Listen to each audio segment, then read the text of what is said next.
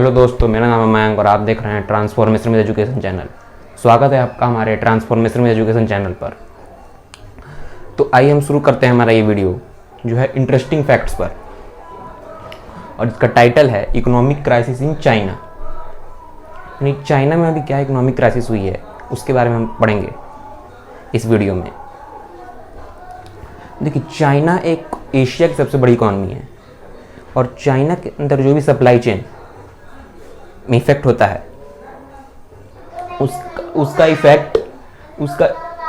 Effect पड़ता है पूरे एशिया में और पूरे वर्ल्ड में भी, क्योंकि चाइना अभी भी पैंडेमिक के सिचुएशन में भी चाइना सबसे उभरती हुई इकॉनमी सामने आई है। यानी चाइना ने सबसे पहले ही अपने कोरोना को रोक लिया और वहाँ से जब पूरी दुनिया में कोरोना था तो एक इम्पॉर्टेंट एक्सपोर्टर के रूप में चाइना उभरा है।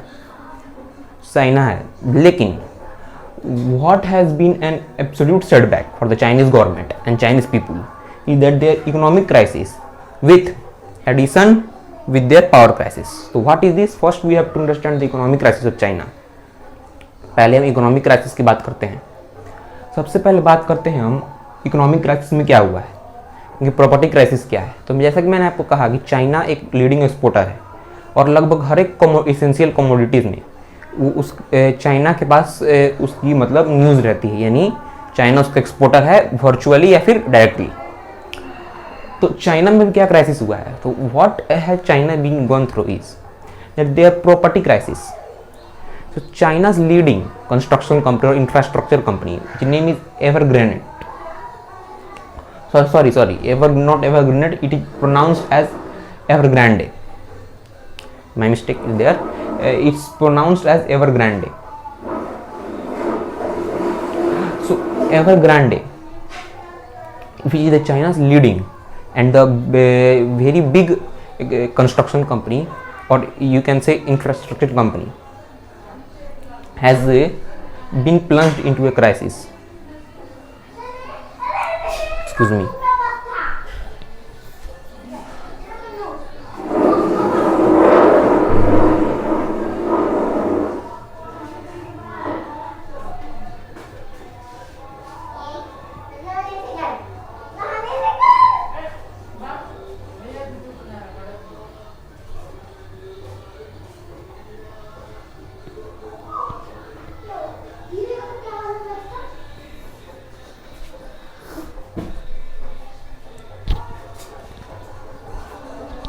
So we are back.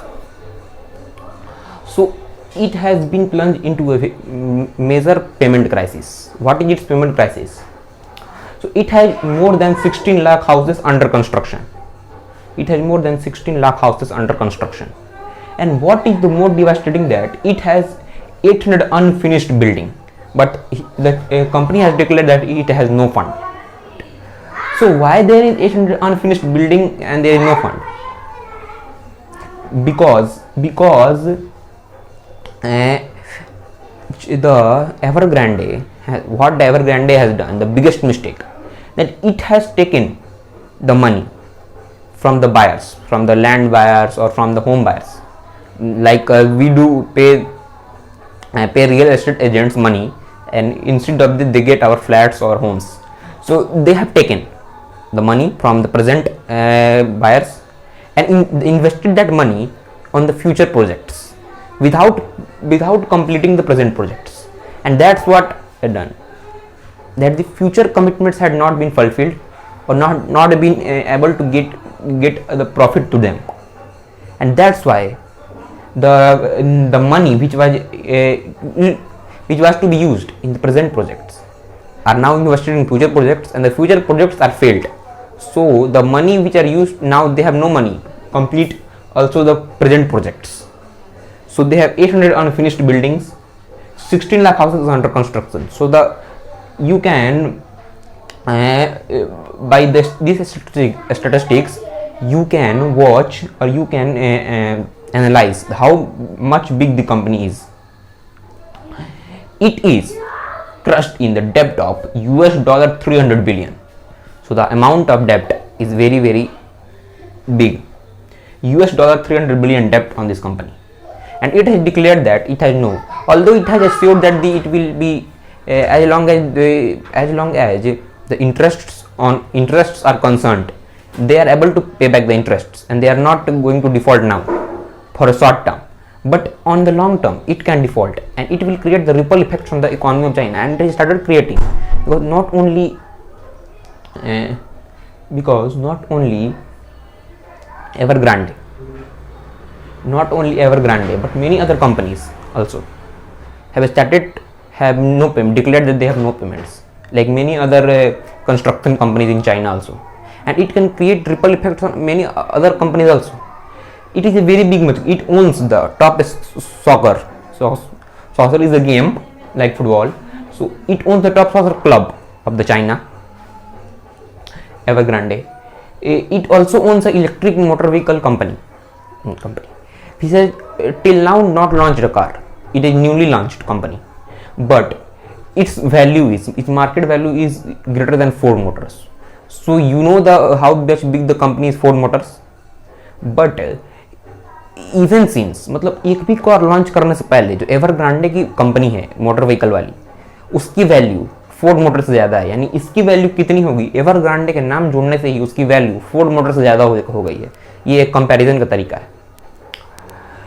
अब इसके शेयर प्राइस में क्या दिक्कत हुई है, अब क्योंकि ये कंपनी क्रैश में आती है, तो आप जानते हैं इकोनॉमी में कोई भी कंट्री जब बैंकरप्सी होती है या फिर दिवालिया होने वाली होती है, तो उसके शेयर भी ड्रामेटिकली गिरते हैं. तो इनके गिरे हैं. Share price fallen to 1/6 of its level, मतलब उसके शेयर प्राइसेस जो पिछले साल जितने थे उससे 1/6 कम हो गए. यानी अगर पिछले साल उनके शेयर प्राइसेस 600 होंगे तो इस साल कितने हो गए, अगर पिछले साल 600 मान लीजिए उनके शेयर प्राइसेस थे, इस साल उसको 1/6 से मल्टीप्लाई करेंगे तो 100.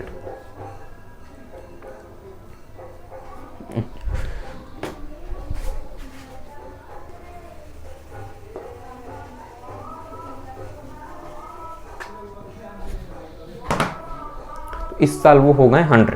सो इतना शेयर प्राइस गिर गया है. तो ये भी they are now failing to pay salaries to their employees. Company जो अपने एम्प्लॉयज को, और क्योंकि कंस्ट्रक्शन कंपनी है तो एम्प्लॉयज भी ज़्यादा होंगे कि जो उनके architect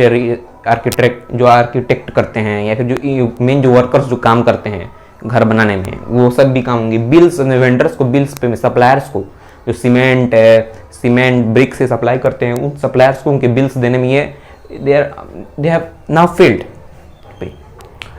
But will that debt but now question will arise that this I am saying that this is huge debt, but the scale of China's economy, the might of China's economy, so can it challenge the might of China's economy? Because I am saying that China is the biggest economy in the Asia. So will it challenge the might of China's economy? No. I am saying it no. Why I am saying it no? There is a cause. Because the debt just accounts 1% of total China's debt. Because the US dollar 300 billion debt just accounts for 1% of total China's debt. So जो China के ऊपर जितना कर्जा है उसका सिर्फ 1% account करता है ये जो 300 बिलियन डेप्ट है. यानी इतना ज़्यादा चाइना पे कर्जा है. और चाइना की इकोनॉमी भी उतनी समर्थ है कि इस कंपनी को रिस्ट्रक्चर कर सकती है. वो जो उनका इलेक्ट्रॉनिक जो मोटर व्हीकल कंपनी है, जो फोर्ड मोटर्स की जिसकी वैल्यू ज़्यादा है, उसको कहीं भी सोल्ड करके इनकी भरपाई कम्पेंसेट कर सकती है. चाइना के पास पावर है, चाइना गवर्नमेंट ऐसा कर सकती है, पर चाइना गवर्नमेंट ऐसा कर क्यों नहीं रही है? अगर एवरग्रांडे के पास चाइना गवर्नमेंट की बैकिंग होती और ये एश्योरेंस रहता कि चाइना गवर्नमेंट इसको हैंडल करेगी, तो कोई भी इन्वेस्टर्स जो इन एवरग्रांडे में पैसा लगाए हैं वो अपना हाथ जो धीरे धीरे करके खींच रहे हैं वो नहीं खींचते. और मार्केट में ये एक इनसिक्योरिटी की भावना नहीं आती चाइनीज मार्केट में या फिर वर्ल्ड मार्केट में. पर main problem lies here that the Evergrande has not the banking of Chinese government. China government की बैकिंग नहीं, उसके कारण है. चाइना गवर्नमेंट की बैकिंग ये नहीं, इसलिए नहीं है. ये एक थोड़ा सा हिस्ट्री समझना होगा. कारण ये है कि चाइनाज डेप्ट is 3 times its GDP. China का जो कर्जा है वो उसकी GDP से 3 गुना है.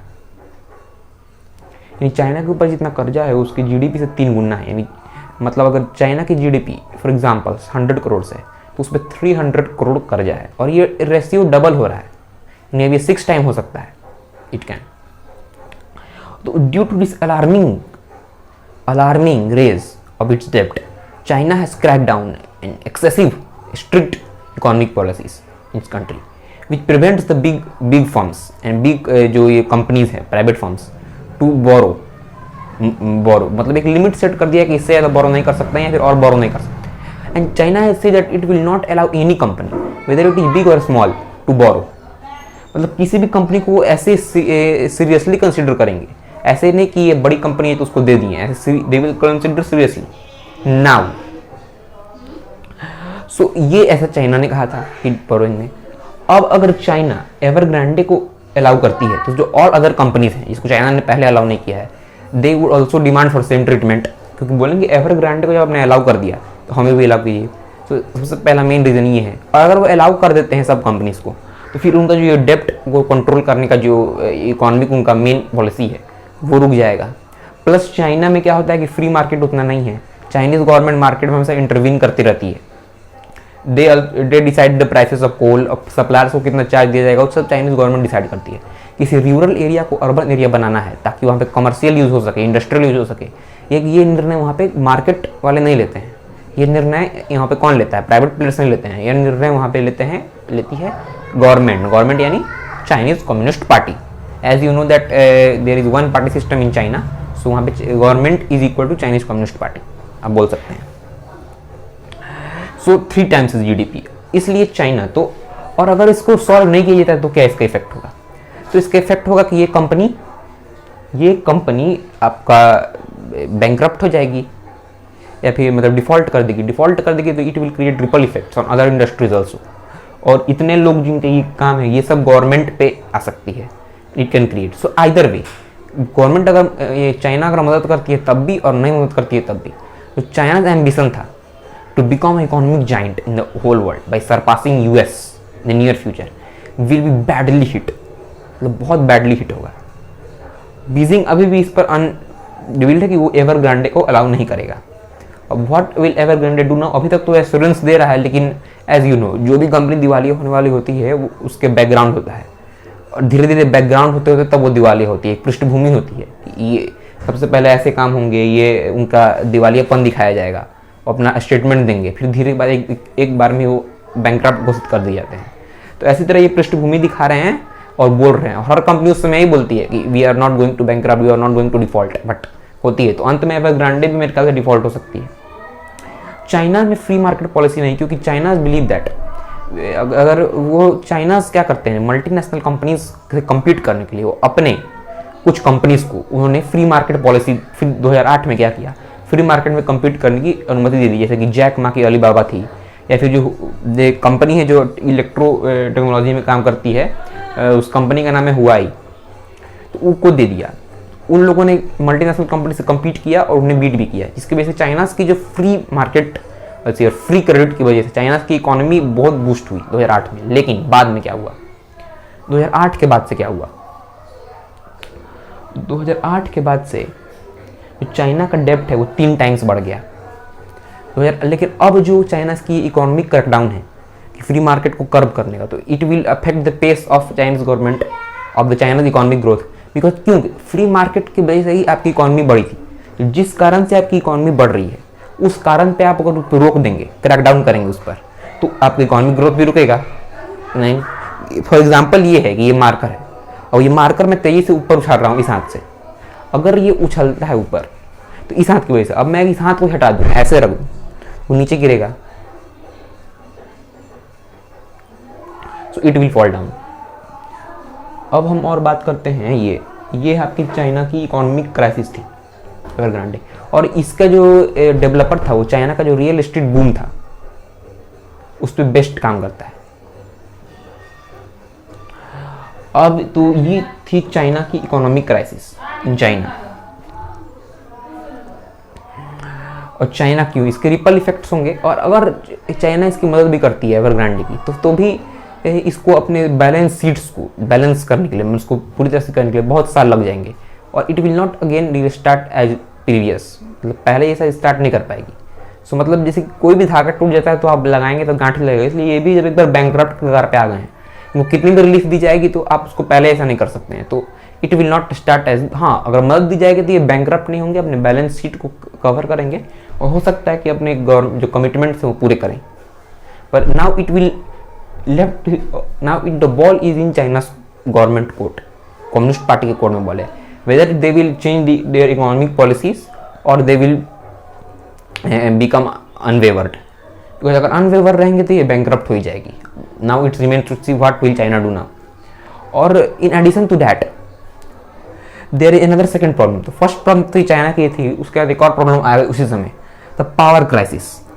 पावर क्राइसिस यानी कोल का शॉर्टेज हुआ। कोल का शॉर्टेज क्यों हुआ? इन्वायरमेंटल इश्यूज की वजह से। क्योंकि जो यूएन का जो गोल है कि जो पेरिस एग्रीमेंट में भी बात हुई थी कि 2030 तक कोल को साफ यूज करना बंद कर देना है, बिल्कुल यूज नहीं करना है। कोल को यूज करने से जो इमिशन होता है, लैक ऑफ इमिशन होता है, वो इन्वायरमेंट के लिए बहुत इन्वायरमेंट के लिए बहुत मतलब नुकसानदायक है। तो उस समय सबको अपना टारगेट बनाना था कि कितने दिन में कर लेंगे और कितना कम करेंगे। चाइना ने उस समय रिफ्यूज किया टारगेट बनाने से, लेकिन उन्होंने बोला कि we will be the first country to reduce our coal emission to 0%। और उसी कदम उसी स्टेटमेंट के थ्रू कदम उठाते हुए उन्होंने अपने यहाँ कोल के शॉर्टेज किया, यानी कोल का जो प्रोडक्शन है वो कम किया, कोल पे डिपेंडेंसी हटाई। क्योंकि अभी भी चाइना की 70% इलेक्ट्रिसिटी प्रोडक्शन है वो कोल से आती है। तो उन्होंने धीरे धीरे कम करना चालू किया, पर they didn't realise that 70% of their electricity is consumed from coals. So coal shortage क्या था? देयर इज इन्वायरमेंटल इशू था। उसके बाद लैक ऑफ इम्पोर्ट्स भी एक कारण था। मेन कारण लैक ऑफ इम्पोर्ट्स ही था। लैक ऑफ इम्पोर्ट्स क्या था कि जो कोरोना वायरस जो शुरू हुआ, वो जानते हैं कि चाइना के वुहान लैब से शुरू हुआ। सब कंट्री जो यूरोपियन कंट्रीज थे उन्होंने मिलकर चाइना पे ये बोला कि चाइना से ही कोरोना शुरू हुआ है, तो इसकी जांच होनी चाहिए, जिसकी वजह से चाइना एनॉय हो गया। और इसकी शुरुआत किसने की थी? ऑस्ट्रेलिया ने। तो दे सैंक्शनड ऑस्ट्रेलिया आल्सो। ऑस्ट्रेलिया के कोल पर उन्होंने सैंक्शन लगा दिया। उसके बाद जो इनर मंगोलिया से उनके लिए कोल लगा था, वहाँ पर एक एंटी करप्शन मूवमेंट उस कोल फार्म में या फिर कोल माइंस में जो हुआ, वहाँ पे की वजह से वहाँ का भी जो सप्लाई था वो भी ठप हुआ थोड़ा सा, जिसकी वजह से चाइना में इंपोर्ट कम हुआ। Around 90% of China coal import, मतलब जो चाइना के कोल इम्पोर्ट थे 90%, वो कहाँ से यूज होते हैं? वो यूज होते हैं आपको डोमेस्टिक से। लेकिन फिर भी ये जो लैक ऑफ इम्पोर्ट है इट सर्टेनली अफेक्टिंग चाइना, क्योंकि जो डोमेस्टिक यूज थे, डोमेस्टिक पे तो आपने कर्व लगा दिया कि इतना ही यूज करेंगे और कोल पर डिपेंडेंसी कम करेंगे। यानी चाइनीज गवर्नमेंट ने अपने सेफ्टी के लिए और इन्वायरमेंट के लिए we will not use coal for electricity, और आपने इम्पोर्ट भी कम कर दिया नेचुरल कारण से, या फिर आपने बंद कर दिया, सैंक्शन भी लगाया आपने। तो और एक और आपने स्ट्रिक्ट नॉर्म्स बना दी एनर्जी कंजम्पशन के।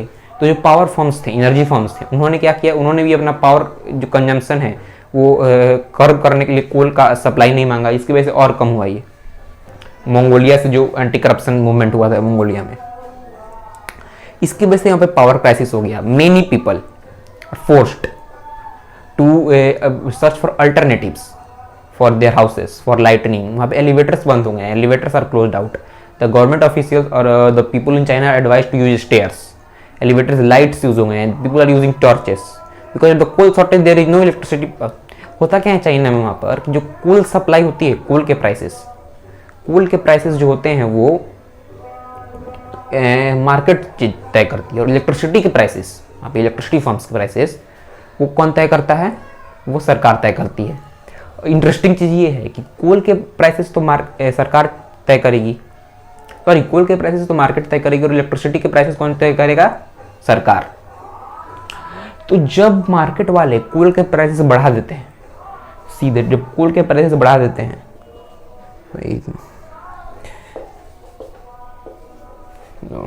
वेट अ मिनट, जब मार्केट वाले कोल के प्राइस ऐसे बढ़ा देते हैं, जो कोल ये बढ़ जाता है, यहाँ पर कोल के प्राइस बढ़ जाते हैं, लेकिन जो सरकार है वो इलेक्ट्रिसिटी के प्राइस नहीं बढ़ाती है, जिसकी वजह से ये कोल के प्राइसेस बढ़ने से उन एनर्जी फर्म्स को जो इलेक्ट्रिसिटी सप्लाई करते हैं उनको घाटा होने लगता है। उनको क्या होने लगता है? घाटा। तो तो दे wait till the moment government increases electricity prices, and if the government does not increase electricity prices, वो बहाना करते हैं. In short, क्या बहाना करते हैं? They told that कि हाँ हमारे पास एनर्जी फॉर्म्स हैं, तो मतलब हम एनर्जी फॉर्म्स हैं तो हमारे पास कोल की शॉर्टेज हो गई है, फिर सप्लाई नहीं आई है, इसलिए हम बंद कर रहे हैं, और इसकी वजह से वहाँ पे टॉर्च से काम करना पड़ता है.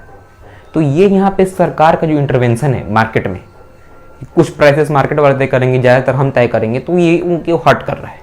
तो चाइना को अपनी इकॉनमी, लेकिन चाइना की इकोनॉमिक माइट अभी भी है उतनी जो इन शॉर्टेज को टैकल कर सके, और चाइना अपना इकोनॉमी पॉलिसी मेरे ख्याल से बदलेगा ताकि इन शॉर्टेज को पूरा किया जा सके.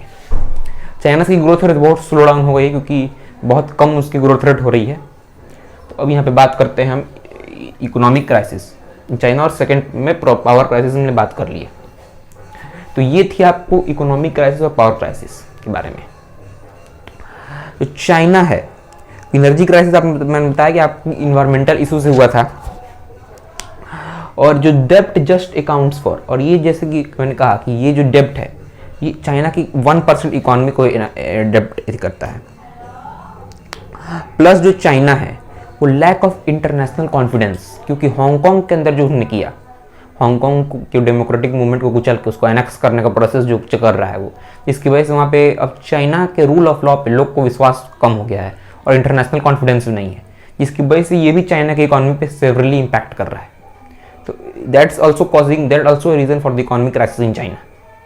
चाइना को भी इस पर भी अपनी पॉलिसी चेंज करनी पड़ेगी, पर I don't think so, because Hong Kong China के लिए इंपॉर्टेंट है और चाइना उसको मेजर हब बना सकता है, लेकिन जब तक वो एनेक्स नहीं करता है तब तक वो नहीं बना सकता. और एनेक्स करने के बाद भी वहाँ पे अगर मेजर इंटरनेशनल कॉन्फिडेंस नहीं होगा तो फिर हांगकांग का उतना अच्छा से उतने मेजर तरीके से चाइना नहीं कर पाएगा. तो ये भी उसका, और चाइना के लोग को भी रूल ऑफ लॉ में हो रही है. और चाइना का एक और डिसीजन, एजुकेशन को नॉन प्रॉफिटेबल बिजनेस बनाना है, यानी एजुकेशन से कोई प्रॉफिट नहीं कमा सकता है. तो इसकी वजह से जो बाहर से जो एजुकेशनल फॉर्म्स आती हैं वो ट्यूटर कंपनीज के रूप में काम करती हैं. चाइना ऐसा इसलिए करता है क्योंकि बाहर से जो कंपनी आती हैं यूरोपियन कंट्री से, वो क्या करती हैं, अपने एजुकेशन देती हैं चाइनीज़ लोगों को, चाइनीज़ यंगस्टर्स को, लाइक सॉफ्ट टेक्नोलॉजी के बारे में और फ्री मार्केट के बारे में. और चाइना ये नहीं चाहता है कि फ्री मार्केट के बारे में उसके यंगस्टर को पता चले. अगर पता चल जाएगा तो वो चाइना का विरोध करेंगे, और चाइना अपना स्टेट कैपिटलिज्म पे विश्वास रखता है, फ्री मार्केट पे विश्वास नहीं रखता है सर. अब ये इकोनॉमिक क्राइसिस चाइना का, वो उससे चाइना की फॉरेन पॉलिसी चेंज हो सकती है, इकोनॉमिक पॉलिसी चेंज हो सकती है, and which is like to be more strict and मतलब बहुत स्ट्रिक्ट हो सकती है वो, और आक्रामक हो सकती है. अब इंडिया को क्या, व्हाट शुड इंडिया डू? तो India should not be pleasure, हमको प्लेजर होना चाहिए कि चाइना स्लो डाउन हो रहा है तो हम खुश हो जाएं. चाइना का स्लो डाउन होने से हमारी इकोनॉमी में फर्क पड़ सकता है, क्योंकि चाइना से पूरे वर्ल्ड को फर्क पड़ता है. चाइना की इकोनॉमिक माइट है इतनी, इकोनॉमिक माइट, इसलिए हम बात करते हैं हमें अपनी सिचुएशन को वेट एंड वॉच देखना चाहिए, और अपनी फॉरेन पॉलिसी और अपनी इकोनॉमिक पॉलिसी को ऐसे बनाना चाहिए ताकि हम ऐसे किसी शॉर्टेज से निपट सकें, और जो भी और सप्लाई चेन हमारा बना रहे, और हम अपना सेल्फ रिलायंस पर आगे बढ़ें, और ना कि किसी और के शॉर्ट कमिंग्स पर हम आगे बढ़ें. तो ये इंडिया को करना चाहिए. ये इंडिया के लिए उतना प्लेजर की बात नहीं है, ना उतना सैडनेस की बात है, ये बैलेंस है आपके लिए. चाइना इकोनॉमिक स्लो डाउन है तो इंडिया को ये ध्यान देना चाहिए.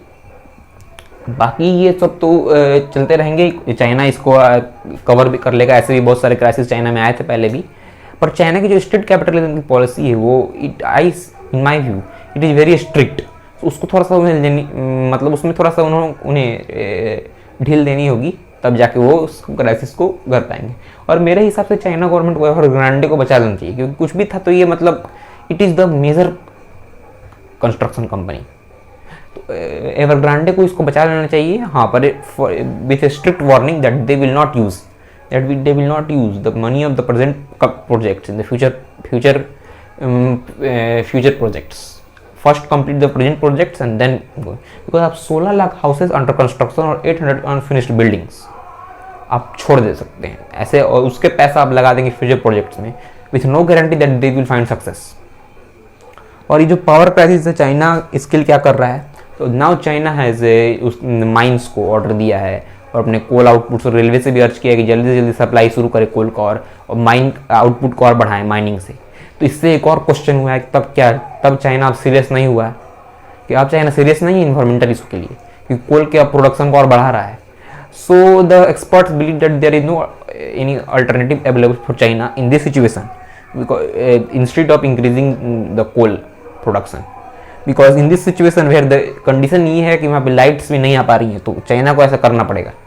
और चाइना 2030 तक क्या करता है वो देखना पड़ेगा, क्योंकि सेफ्टी के लिए चाइना ने इन्वायरमेंटल इशू के लिए कदम उठाए, वो उनको बैकफायर कर गए हैं. और इसलिए चाइना प्रोडक्शन बढ़ा रहा है. बाकी अब चाइना क्या करेगा क्या नहीं करेगा ये तो हम जब भी इसका कोई अपडेट आता है तो इसका वीडियो हम बनाएंगे. और आपको ये वीडियो कैसे लगी तो आप इसको कमेंट बॉक्स में बता सकते हैं. इस वीडियो को लाइक और शेयर करें और चैनल को सब्सक्राइब करें और बेल आइकन को जरूर प्रेस करें ताकि आपको नए वीडियोस के नोटिफिकेशंस मिलते रहेंगे. तो और बिफोर कंक्लूडिंग द वीडियो मैं आपको एक और बात बताना चाहता हूँ इस चाइना के बारे में. चाइनीज जो what's the way out for this crisis. तो ये जो प्रॉपर्टी क्राइसिस है इसके लिए चाइना को अपना जो मार्केट पॉलिसी है उसको रिव्यू करना पड़ेगा, कैसे क्या करें, और एवरग्रांडे को बचाना होगा ताकि एक सिक्योरिटी की भावना कम से कम उत्पन्न मिले कि चाइना की गवर्नमेंट बैक करेगी कंपनीज को. और पावर क्राइसिस के लिए क्या करना चाहिए, चाइना जो अपना कोल प्रोडक्शन बढ़ा रहा है ठीक है बढ़ा है, पर धीरे धीरे चाइना को अब अपना कोल से डिपेंडेंसी हटाना चाहिए. So why I am suggesting the way out, because इस वीडियो में हम इस पर पूरी तरह डीप एनालाइज कर रहे हैं. एक क्वेश्चन आ सकता है कि what's the way out for property crisis और what's the way out for power crisis in China. और ऐसा क्राइसिस इंडिया में भी जब आए तो यही करना चाहिए. ऐसा मैं किसी की तरफ से या फिर किसी की तरफ से नहीं बोल रहा हूँ. तो यहाँ तक हमने बात की. और जो ये स्ट्रिक्ट नॉर्म्स है उसको भी थोड़ा हटाना चाहिए और इन्वायरमेंट का ध्यान रखते हुए आप रीयूजेबल रिन्यूएबल एनर्जी यूज कर सकते हैं, लेकिन 70% डिपेंडेंसी कोल पे रखेंगे और फिर अब इन्वायरमेंटल इशू पे भी ध्यान देंगे तो फिर आपको दिक्कत होगी ऐसे ही. सो ये गुड थिंग थी कि इन्वायरमेंटल इशू पे ध्यान दिया, it's certainly a good thing, but उसके चलते आपका प्लान बैकफायर कर गया तो it's not the good thing. So आप देखिए क्या कर सकते हैं चाइना. बाकी चाइना जो भी करेगी उसके अपडेट हम आपको ज़रूर देंगे.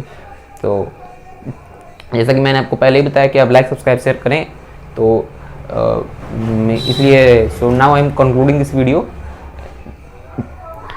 फॉर मोर अगर आपको और भी चाइना के बारे में और वीडियोस चाहिए तो आप कमेंट बॉक्स में बता सकते हैं कि कैसे मतलब आपको वीडियोस चाहिए चाइना के बारे में, प्रॉपर्टी क्राइसिस के बारे में. हालांकि मैंने इन सब अपडेट्स को कवर कर लिया है और आपको और भी अपडेट चाहिए तो आप उसमें आप you can refer to Google. There are many journals reputed newspapers that has covered this news of property crisis or power crisis in China, real estate crisis with different names but all are same.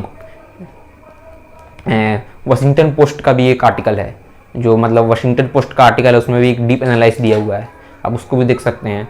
तो ठीक है, तो now I am concluding this video. So thanks for watching and keep watching. Thanks.